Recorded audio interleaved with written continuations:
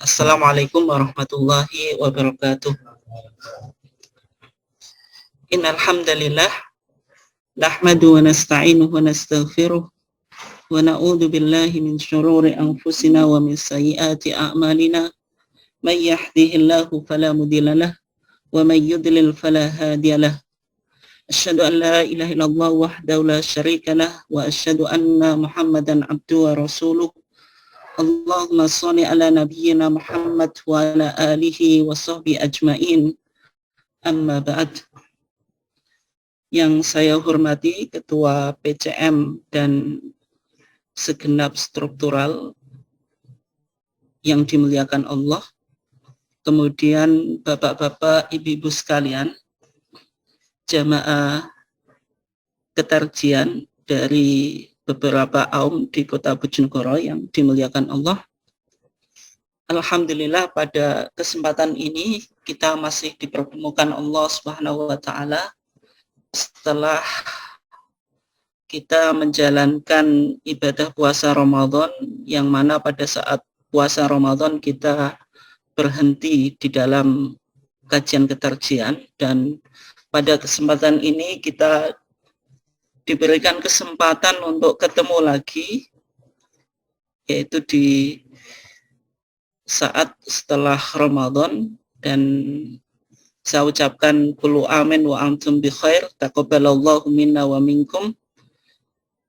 Dan juga salawat serta salam semoga tetap terlimpahkan kepada uswah kita, yaitu Nabiullah Muhammad sallallahu alaihi wasallam.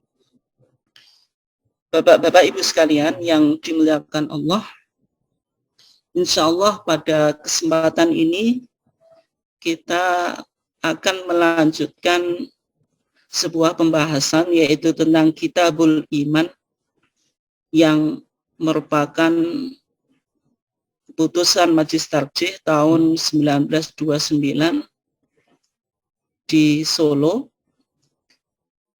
Yaitu pada pertemuan sebelumnya kita sudah mencoba menggali beberapa hal yang berkaitan tentang Kitabul Iman, dan sehingga judul yang saya berikan pada kajian ini yaitu Kitabul Iman, Rumusan Teologi Muhammadiyah. Dan insya Allah pada kesempatan ini kita memasuki bagian yang keempat, yaitu tentang akidah salaf dan ijma dalam keyakinannya. Yang kita coba akan gali bahwasanya akidah yang dirumuskan oleh Muhammadiyah, yaitu dalam tahun 1929 di Solo tersebut, menyatakan bahwasanya akidah yang dirumuskan atau yang dibangun oleh Muhammadiyah itu juga akidah yang merujuk pada generasi salaf, yaitu generasi sahabat.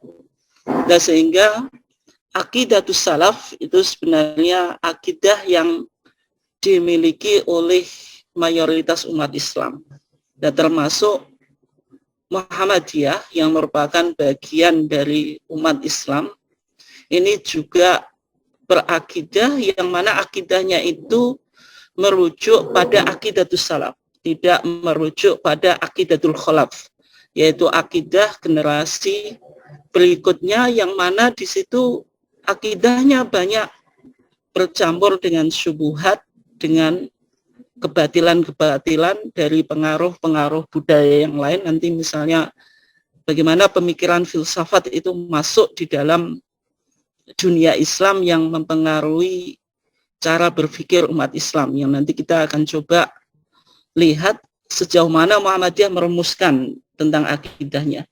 Demikian juga ada dua poin yang nanti akan disebutkan, yaitu berkaitan dengan ijma, yaitu kesepakatan atau konsensus, tidak al-ijma' fil fiqh, tidak di sini yang dimaksud tidak al-ijma' fil fiqh, ijma' atau al-ijma' al-fiqh, ijma' di dalam kajian fikih atau ijma' secara yuridis, tetapi di sini bisa dikatakan al-ijma' al-i'tiqadi, yaitu ijma' atau konsensus kaum salaf yang sifatnya itu teologis yang berkaitan dengan akidah.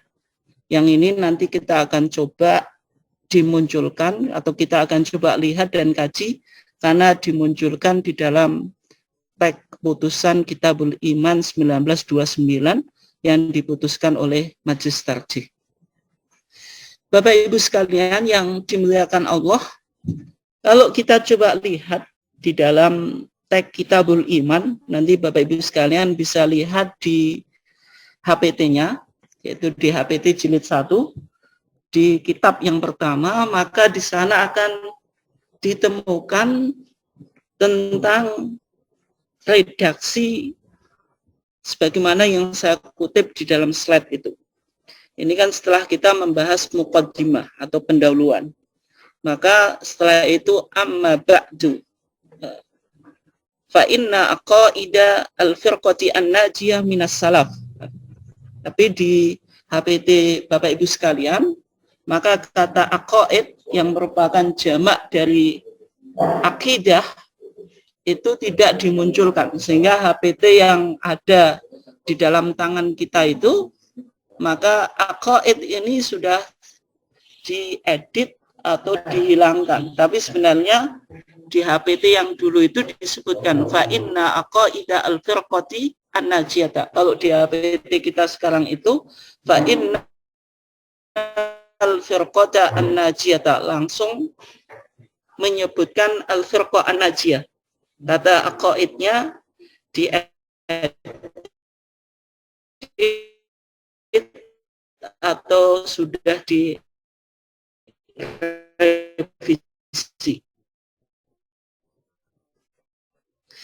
Minas salaf, generasi salaf. Ajma'u, mereka berijma'. Nah, ini kata kunci yang nanti akan kita coba gali. Mereka telah berijma', sepakat, berkonsensus tentang dua hal yang disebutkan oleh HPT. Yang pertama, ala annal alama kullahu hadithun, bahwasanya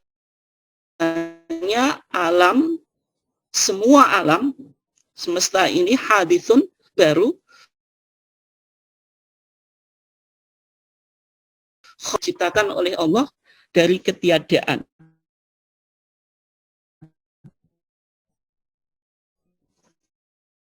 Dari ketiadaan menjadi ada, atau minal udhing, dan dia yaitu ay al-alam, maksudnya alam, qabilun lil fana, itu bisa fana, bisa binasa, bisa musnah, karena alam ini sifatnya tidak kekal.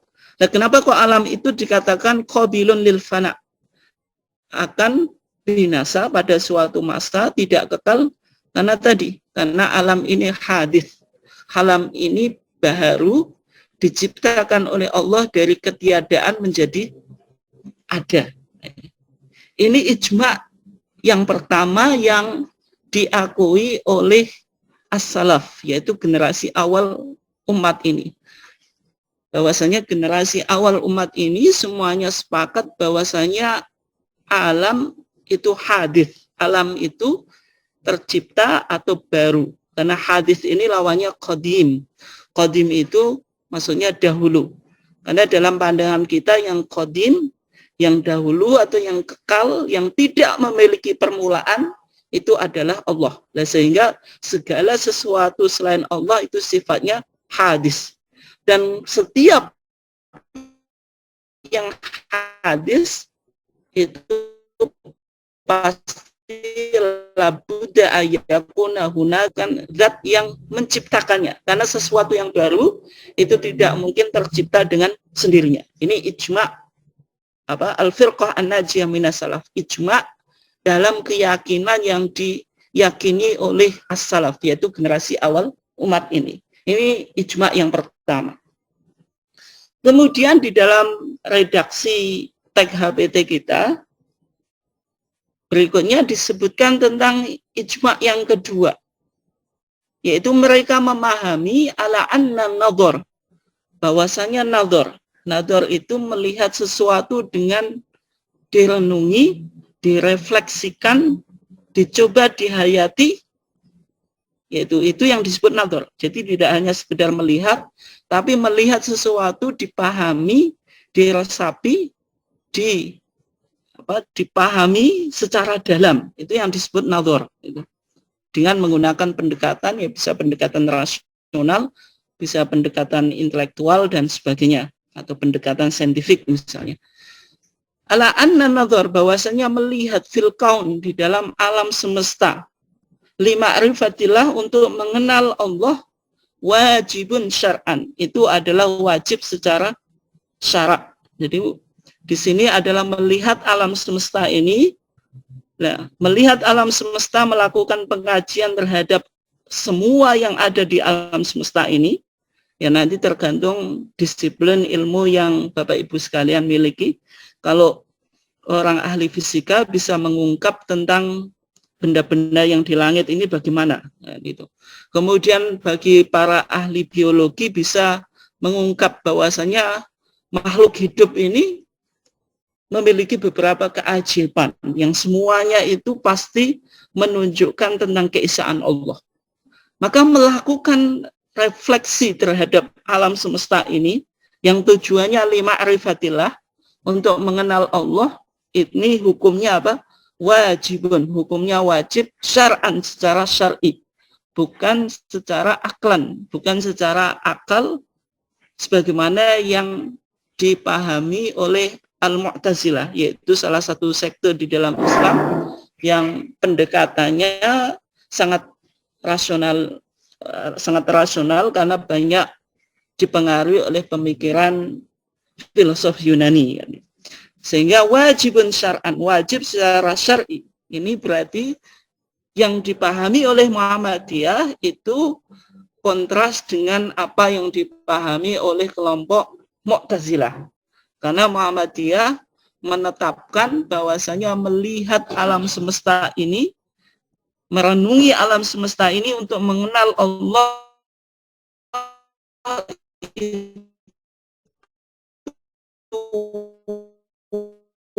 wajibun syar'an, wajib secara syar'i. Ini sebagaimana yang diyakini oleh al-aqaid as-sahihah, pokok-pokok akidah yang benar. Pokok-pokok akidah yang benar sebagaimana yang diimani oleh Muhammadiyah secara khusus dan umat Islam secara umum, yaitu nanti sebagaimana di dalam arkanul iman, rukun iman yang 6 itu, mulai dari iman kepada Allah sampai iman kepada qadha dan qadar. Bapak Ibu sekalian yang dimuliakan Allah, dari teks ini kita akan coba bahas atau kita coba pahami poin-poin yang ada di dalamnya. Nah, ini Bapak Ibu sekalian yang dimuliakan Allah, kalau kita lihat terjemahnya, tapi sudah saya terjemahkan tadi secara bebas.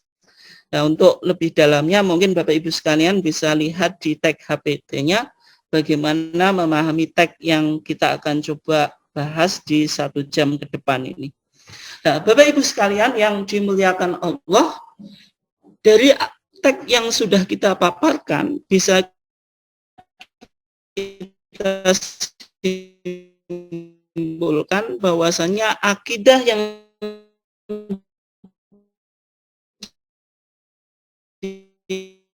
diikuti oleh Muhammad, ikuti oleh dalam kajian akidah. Ada istilahnya al-firqah an-najiyah. Al-firqah itu kelompok, an-najiyah itu yang selamat. Berarti ada al-firqah yang tidak selamat, yang ghairu najiyah, yang tidak apa? Tidak selamat. Atau ada al-firqah adzalah, firqah yang sesat. Nah, ini. Nah, firqah an-najiyah ini siapa yang dimaksud? Adalah mereka yang terjamin keselamatannya secara teologi. Mereka yang tidak memiliki permasalahan di dalam masalah teologi. Yang secara umum dalam kajian ulama-ulama akidah, mereka itu yang tidak termasuk dari 72 kelompok yang sesat yang digambarkan di dalam hadis Nabi. Nanti kita coba akan lihat hadis yang dikutip oleh HPT ketika menjelaskan tentang posisi akidah atau posisi teologi Muhammadiyah, bahwasanya teologi Muhammadiyah ini mengikuti kelompok yang selamat, yang tidak termasuk dari 72 golongan yang digambarkan kulluha finnar, semuanya di neraka, illa wahidah, kecuali satu, yaitu yang umum disebut sebagai kelompok ahlus sunnah wal jamaah. Gitu. Nah, firqah an-najiyah, kelompok yang selamat nanti baik di dunia dan di akhirat, ini di generasi yang mana atau di generasi siapa kan itu. Nah, kalau kita jelaskan, kalau kita coba lihat redaksi yang digunakan di dalam HPT, minas salaf, dari kelompok salaf. Nah, salaf itu apa? Nah, salaf itu pemahaman yang umum, yaitu generasi sahabat, generasi tabi'in, kemudian tabi'ut tabi'in, yaitu berarti abad pertama, abad kedua, abad ketiga. Nah, ini misalnya kita bisa cek ketika ini ada indikasi ya, sekedar indikasi, nanti Bapak Ibu sekalian bisa mengembangkan. Misalnya kalau kita buka di dalam HPT, di apa, Kitabul Janaiz, yaitu kitab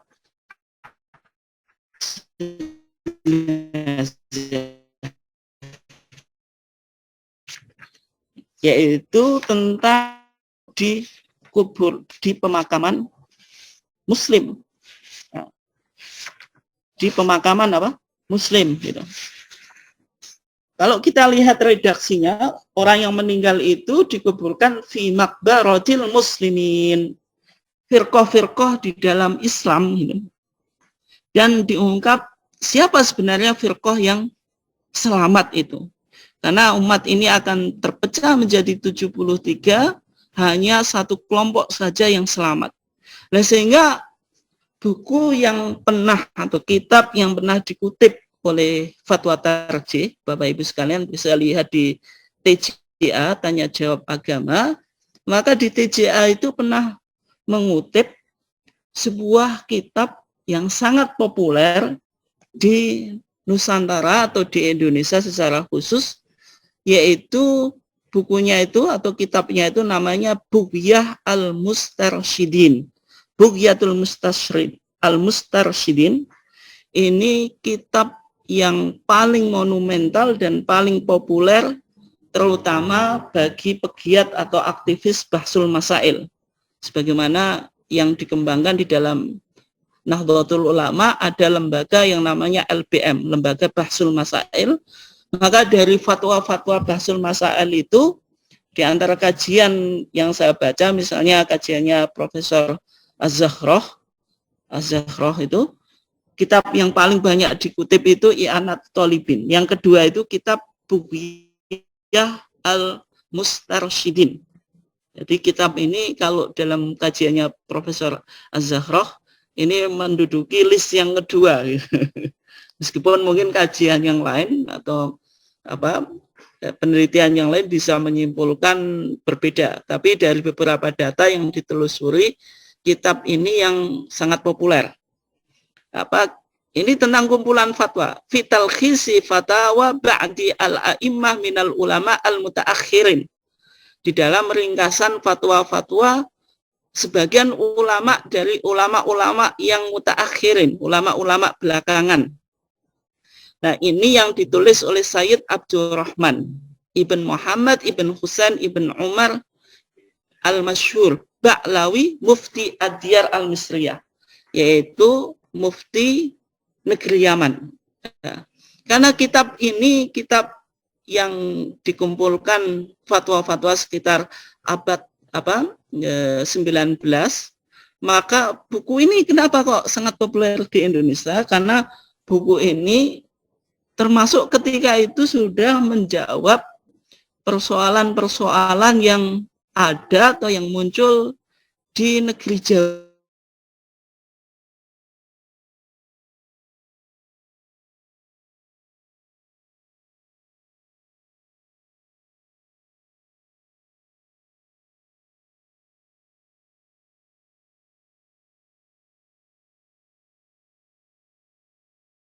ulama-ulama Timur Tengah.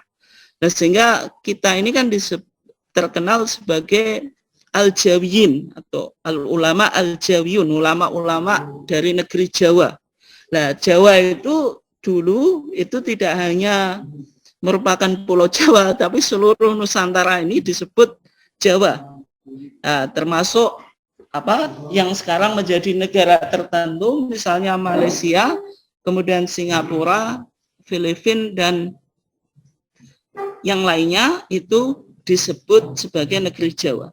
Nah, di dalam fatwa ini maka di sana disebutkan yaitu sebuah fatwa yang dikeluarkan oleh Al-Alama Al-Mujtahid Asy-Syaikh Ali ibn Abi Bakar ibn As-Saqaf Al-Alawi, yaitu ketika menjelaskan bahwasanya usulul bidah, pokok-pokok kebid'ahan di dalam masalah akidah itu kembali kepada 7 kelompok.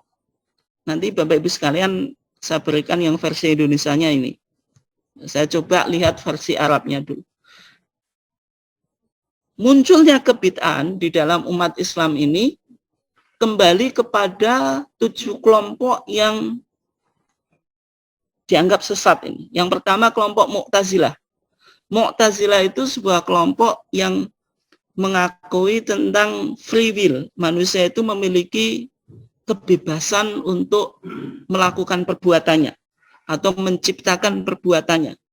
Dan mereka juga yang populer dari teologi yang dianut oleh Mu'tazilah itu, mereka menafikan atau tidak meyakini tentang ru'yatullah, yaitu bahwasanya umat Islam itu bisa melihat Allah di akhirat. Ini ditolak oleh Mu'tazilah. Dan kelompok Mu'tazilah ini terpecah menjadi isruna firqatan, menjadi 20 kelompok. Jadi Mu'tazilah itu kembali terpecah menjadi 20 kelompok. Yang kedua, dari 7 kelompok yang dianggap sebagai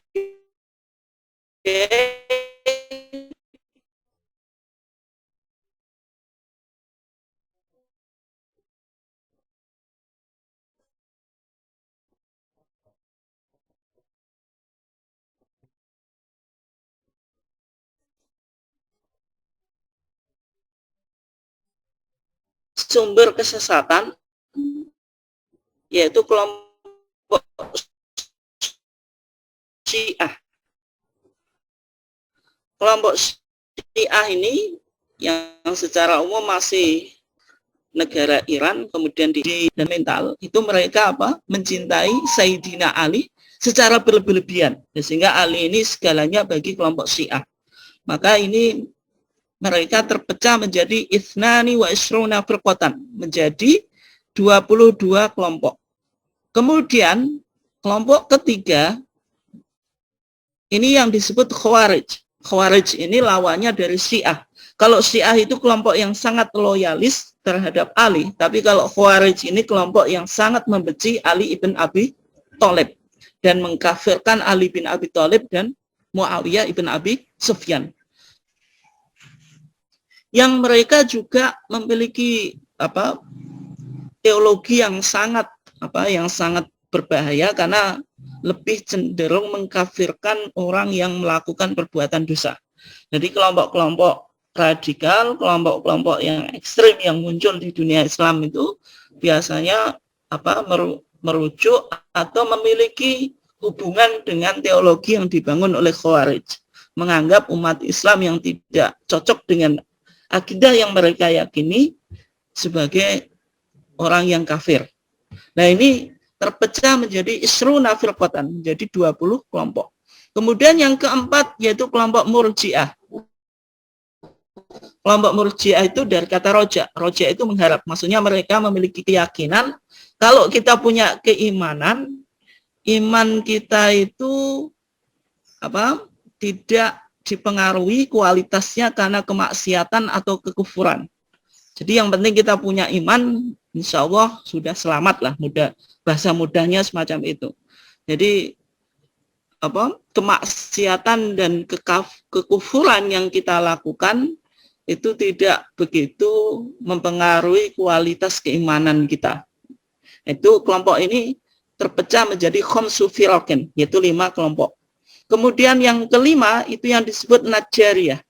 Najjariyah ini kelompok yang di beberapa sisi sepakat dengan Ahlus Sunnah tentang khalqul af'al, bahwasanya perbuatan manusia ini manusia tidak memiliki kebebasan berbuat secara mutlak, tapi ada pengaruh yang disebut pengaruh Allah. Hanya saja manusia diberikan potensi yang disebut dengan al-kasbu, yaitu potensi untuk ikhtiar, untuk melakukan sesuatu, meskipun ya ikhtiar manusia itu ya dipengaruhi oleh perbuatan Allah.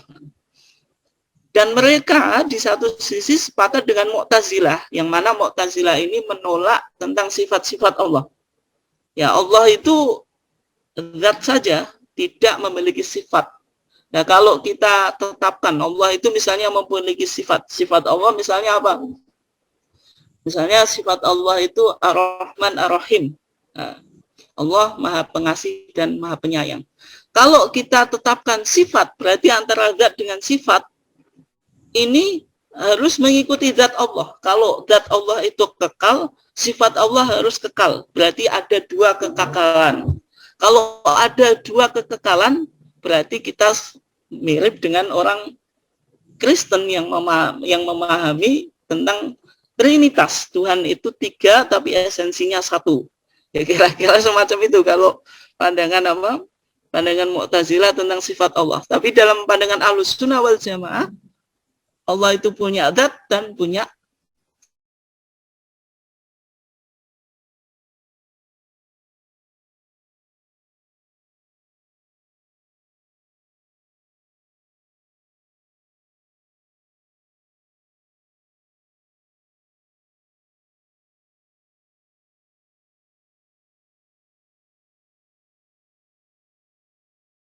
sekali, sehingga ya bahasa mudah kita manusia itu seperti wayang, tergantung siapa dalang yang membesarkan atau siapa pelakunya, yaitu Allah.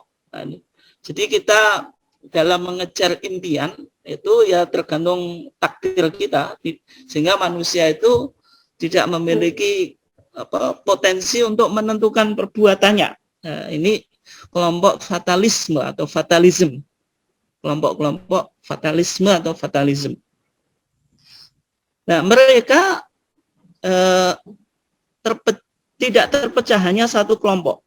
Wahum firqah wahidah. Kemudian yang terakhir yang ke-7 disebut musyab, bahwasanya Allah itu memiliki sifat jismiyah, memiliki fisik sebagaimana fisik manusia. Misalnya kalau Al-Quran mengatakan yadullah fawqa aydihim, tangan Allah di atas tangan-tangan mereka. Tangan Allah itu ya sebagaimana digambarkan kayak tangan kita. Berarti tangan kita ya punya jari, punya kuku, ya punya kulit. Nah, ini tangan Allah berarti sama dengan tangan kita. Nah, itu disebut musyabbihah.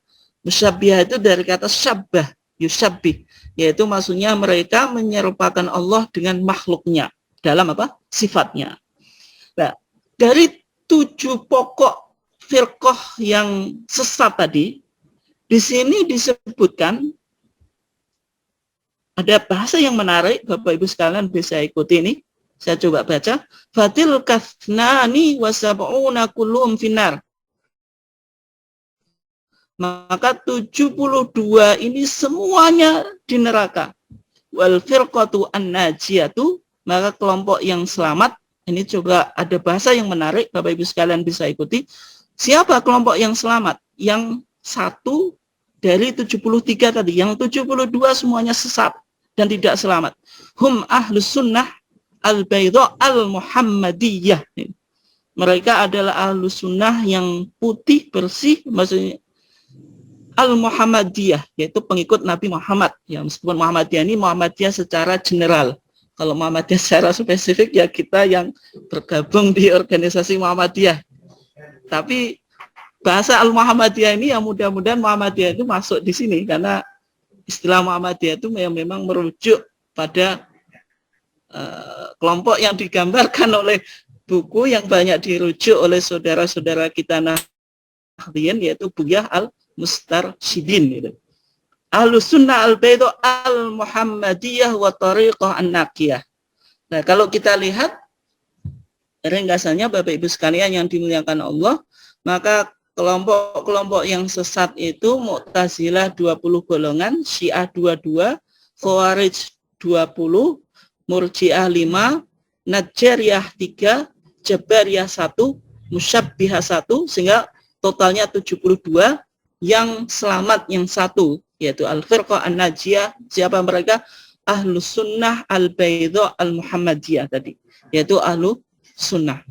Nah, ini kajian-kajian yang dikemukakan oleh para ulama ketika mencoba memahami tentang hadis Nabi tadi, bahwasanya umatku ini akan terpecah ala thalathin wa sab'ina firqatan, atas 73 golongan, yang selamat hanya 1. Nah, kalau yang selamat hanya 1, maka perlu diidentifikasi tadi. Siapa yang selamat itu?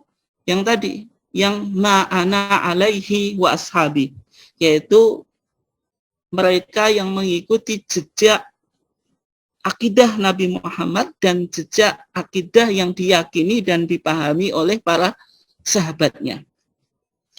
Nah, kemudian Bapak Ibu sekalian yang dimuliakan Allah, dari tag HPT tadi bisa kita coba lihat ada 2 ijma, yaitu konsensus kesepakatan tapi secara teologis, bukan secara yuridis, yaitu konsensus kaum salaf, yaitu yang pertama, mereka meyakini annal alama kullahu hadithun, bahwasanya seluruh alam itu adalah hadithun. Dan istilah alam, maka dalam tafsir itu alhamdulillahi rabbil alamin. Semua makhluk ini memiliki alam. Manusia itu alam, jin itu alam, tumbuh-tumbuhan itu alam, hewan-hewan itu tumbuhan, itu alam. Yang disebut alam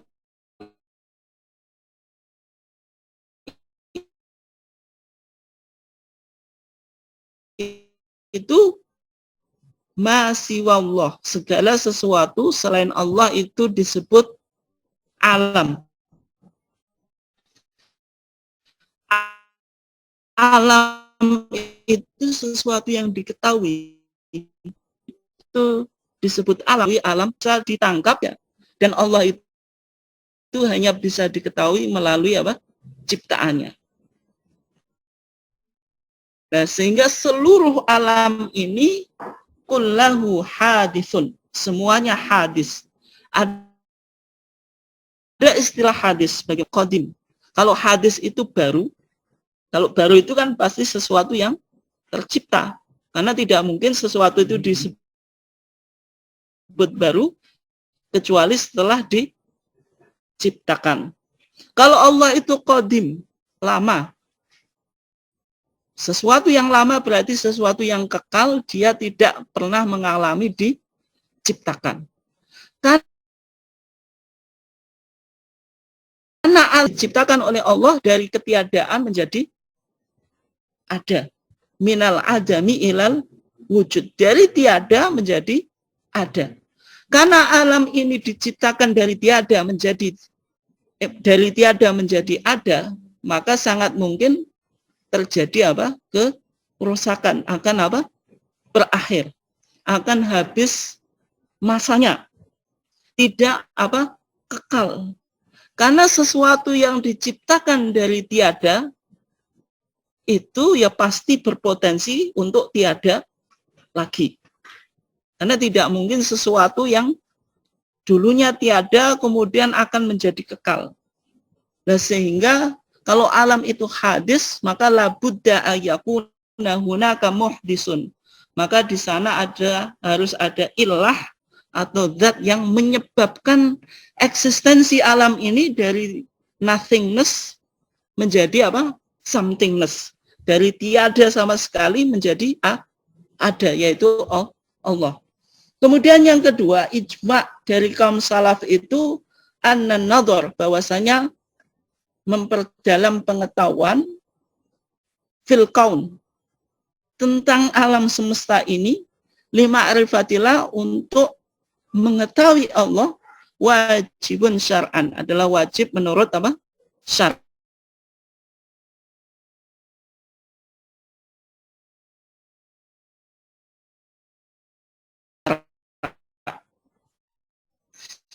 Nah, sehingga Bapak Ibu sekalian yang dimuliakan Allah, ada dua dalil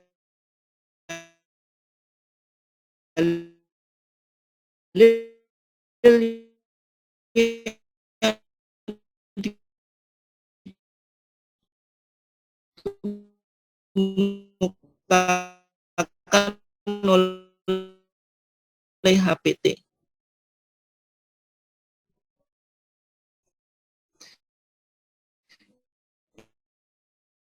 Yang pertama tentang tadi iktikad, bahwasanya alam itu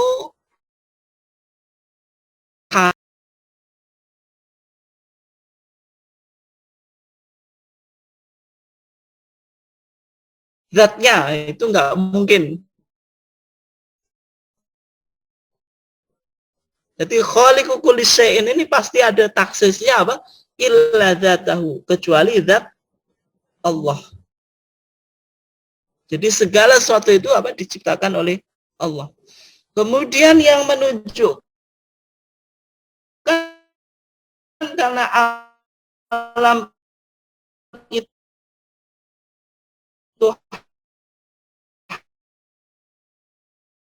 hadis, baru dia akan qabilun lil fana. Itu ayat yang Allah Subhanahu wa taala mengatakan kullu syai'in halikun illa wajhah. Segala sesuatu itu ijma, konteks modern ini ya tergantung pendekatannya. Bisa pendekatan biologi, pendekatan fisika, pendekatan astronomi, pendekatan apa? Ilmu-ilmu yang berkembang dalam konteks modern.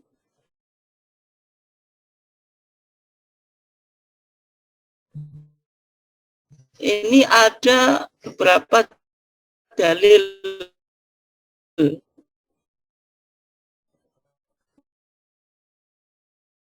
yang banyak ayat Al-Qur'an apa yang ada di mawati wal ardi waqtil, sesungguhnya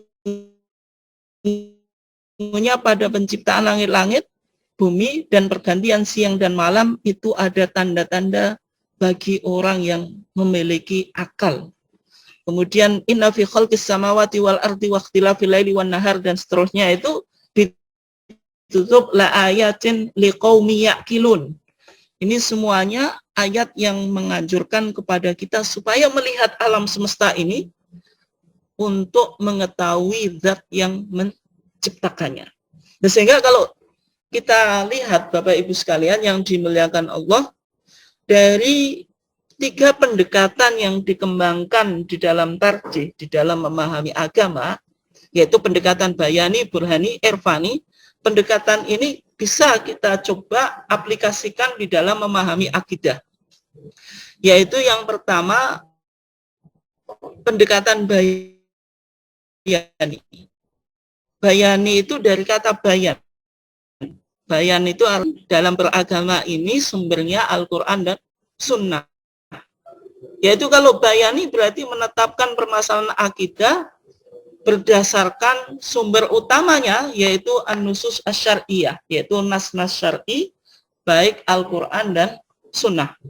Ini akidah pada dasarnya yaitu diambil dari Al-Quran dan Sunnah ini.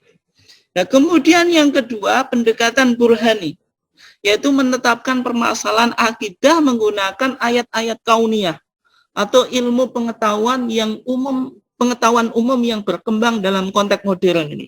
Nah, sehingga tauhid Muhammadiyah tadi, tauhid ini juga harus dibangun dengan merenungkan ciptaan-ciptaan Allah, sehingga kita merenungkan alam semesta ini sampai pada kesimpulan lima arifatillah untuk mengenal Allah. Nah, berarti kalau kita melakukan pendalaman terhadap ilmu-ilmu modern, itu pada dasarnya kita mendekati akidah dengan pendekatan burhani. Nah, sehingga para ulama kita, misalnya banyak di antara ulama yang beliau juga ahli matematika. Ketika belajar ilmu matematika, ini contoh yang sangat dasar. Mereka memahami tentang pentingnya angka 1. Nah, ternyata bilangan yang ada di matematika itu tidak mungkin terbentuk apapun kecuali dimulai dengan 1. Kenapa kok tidak 0? Karena 0 itu kan tidak wujud sebenarnya. Dia hanya angka yang dimunculkan untuk untuk memudahkan di dalam perhitungan. Tapi eksistensi 0 itu apakah ada? 1 itu pasti ada. Dan tidak mungkin terbentuk jumlah yang ya mulai 2, 3 sampai ribuan sampai miliaran ini kecuali diawali dengan 1. Jadi tanpa adanya 1 zat itu tidak mungkin wujud alam ini. Ini contoh bagaimana ulama kita yang dulu yang riyadhiyun atau Muslim mathematician, ahli matematika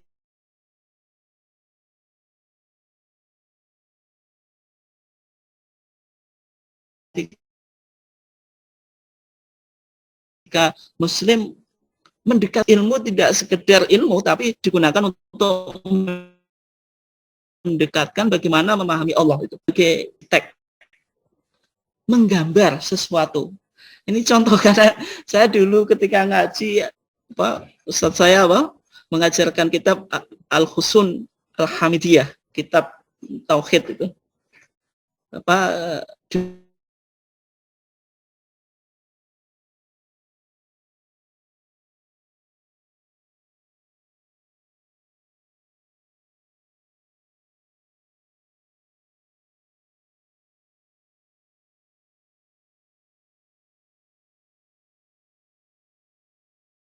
Titik. Dan demikian juga alam ini. Alam ini tidak mungkin wujud illa minan nuqtoh al-wahidah, kecuali dari 1 titik. Ini bagaimana para ulama mencoba mendekati akidah itu dari pendekatan burhani. Kemudian pendekatan irfani yaitu menetapkan permasalahan akidah dengan kepekaan nurani dan ketajaman intuisi batin melalui pembersihan jiwa. Nah, sehingga dalam pandangan Islam akidah ini adalah sesuatu yang fitrah. Setiap bayi itu pasti dilahirkan dengan meyakini kebenaran Tuhan, yaitu kebenaran Islam itu. Sehingga hadis yang populer di masyarakat yaitu ma min mauludin illa yuladu alal fitrah. Tidaklah ada seorang bayi kecuali dilahirkan dalam kondisi fitrah. Kondisi suci ini alal Islam. Kondisi dia mengakui eksistensi Tuhan, mengakui tentang Allah. Maka setelah itu baru faktor di luar fitrah dia, yaitu faktor orang tua. Orang tua ini yang akan membentuk atau mencetak anaknya itu mau dikemanakan, termasuk dalam bidang keyakinan atau teologi. Maka hadis berikutnya kan dikatakan fa'abawahu yuhawwidanihi au yunassiranihi au yumajjisanihi. Maka setelah itu mau dijadikan Nasrani atau dijadikan Majusi.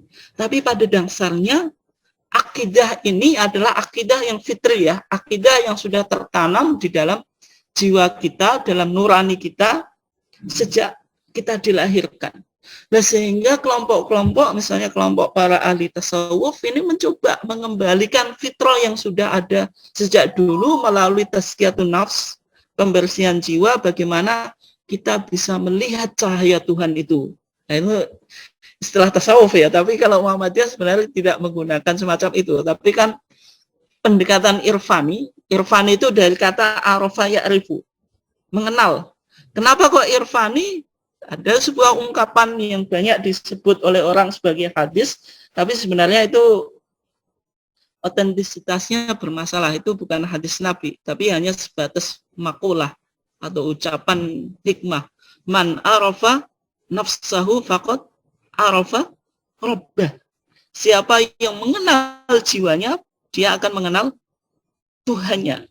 Karena manusia ini tidak mungkin bisa mengenal Allah kalau hatinya itu tidak bersih, nuraninya itu tidak peka, itu apa yang batinnya itu tidak tajam. Nah, itu maksudnya. Sehingga ilmu yang mencoba menemukan nur atau cahaya atau zat yang disebut wajibul wujud, apalah itu dalam bahasa-bahasa tasawuf, itu yang disebut dengan irfani. Ya, meskipun secara umum Muhammadiyah ya tidak menggunakan pendekatan yang ada di Sufi itu secara totalitas, kan di beberapa sisi ada kesamaan dan di sisi yang lainnya tidak. Ini bisa kita dekati akidah itu dengan 3 pendekatan tadi, sehingga 3 pendekatan bayani, burhani, irfani ini sifatnya sirkular, jadi berputar, tapi tidak alternatif. Alternatif itu diambil satu saja, itu tidak, tapi sirkular, berputar, ada dialog yang selalu berinteraksi antara 3 pendekatan ini. Dan sebagaimana yang pernah kita kaji dalam contoh putusan atau fatwa tarjih yang mencoba menggunakan 3 pendekatan ini. Kemudian dalil eksistensi atau wujud Allah menurut filosof Kindi ini tidak usah. Kemudian kalau kita lihat Bapak Ibu sekalian, dalam teks tadi kan disebutkan usul al-aqaid sahihah, pokok-pokok akidah yang sahihah. Inilah yang disebut arkanul iman, rukun iman yang 6 sebagaimana yang dijelaskan di dalam hadis Jibril yang sebagaimana sudah kita kaji secara detail di muqaddimah hadis yang ada di dalam HPT. Nah, sehingga Kitabul Iman HPT kita ini membahas ini. Nanti yang minggu depan kita akan coba masuk pada iman kepada Allah, kemudian iman kepada malaikat, iman kepada kitab, iman kepada rasul, kemudian iman kepada hari kiamat, kemudian al-iman bil qada wal qadar, iman kepada qada dan qadar. Inilah yang disebut sebagai usul pokok al-aqaid as-sahihah yang diyakini oleh Muhammadiyah. Kemudian berikutnya ada tema pembahasan akidah yang pokok atau yang inti. Yang pertama disebut ilahiyat. Kalau ilahiyat itu pembahasan tentang segala sesuatu yang berhubungan dengan Allah. Misalnya wujud Allah, af'alullah, perbuatan Allah, asma wa sifat Allah, nama-nama dan sifat-sifat Allah, itu semuanya dibahas dalam pembahasan ilahiyat. Yang kedua disebut nubuat, atau nubuat itu pembahasan tentang segala sesuatu yang berhubungan dengan Nabi dan Rasul, misalnya perbedaan Nabi dan Rasul. Kemudian juga berbicara tentang kutubullah, kitab Allah yang wajib kita imani. Kemudian juga berbicara tentang mukjizat, itu di pembahasan nubuat. Kemudian selanjutnya ada rohaniyat. Rohaniyat itu pembahasan yang berkaitan dengan alam yang metafisik atau mawara al-wujud. Ada fisik, fisik itu kan berarti sesuatu yang bisa dilihat dengan panca indera. Kalau meta artinya beyond atau after.